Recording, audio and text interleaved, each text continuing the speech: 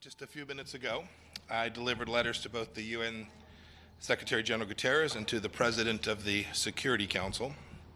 I notified them that the United States is initiating the restoration of virtually all UN sanctions on Iran lifted under UN Security Council Resolution 2231. This process will lead to those sanctions coming back into effect 30 days from today. Our message is very, very simple. The United States will never allow the world's largest state sponsor of terrorism to freely buy and sell planes, tanks, missiles, and other kinds of conventional weapons. These UN sanctions will continue the arms embargo. I'm pleased to say, too, that these restored sanctions will also reimpose accountability for other forms of Iranian malign activity that the authors of the nuclear deal foolishly downplayed. Iran will again be prohibited from ballistic missile testing. Iran will be back under sanctions for ongoing nuclear activities, such as the enrichment of nuclear material that could be applied to a nuclear weapons program. I want to thank the Dominican Republic for standing with us in this effort.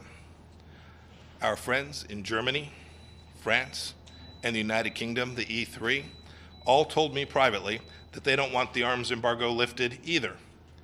And yet, today, in the end, they provided no alternatives, no options. No country but the United States has had the courage and conviction to put forward a resolution. Instead, they chose to side with the Ayatollahs. Their actions endanger the people of Iraq, of Yemen, of Lebanon, of Syria, and indeed their own citizens as well. As for decisions that other nations make, they're sovereign countries, they get to make their own choices, but make no mistake about it. It is an enormous mistake not to extend this arms embargo. It's nuts, right? And I haven't heard privately from any country that thinks it's wise, except for perhaps from Iran.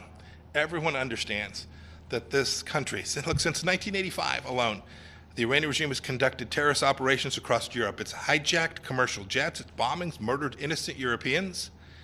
It's conducted assassinations of dissidents in Europe, plots to blow up Jewish synagogues. This is all in Europe by the Iranians.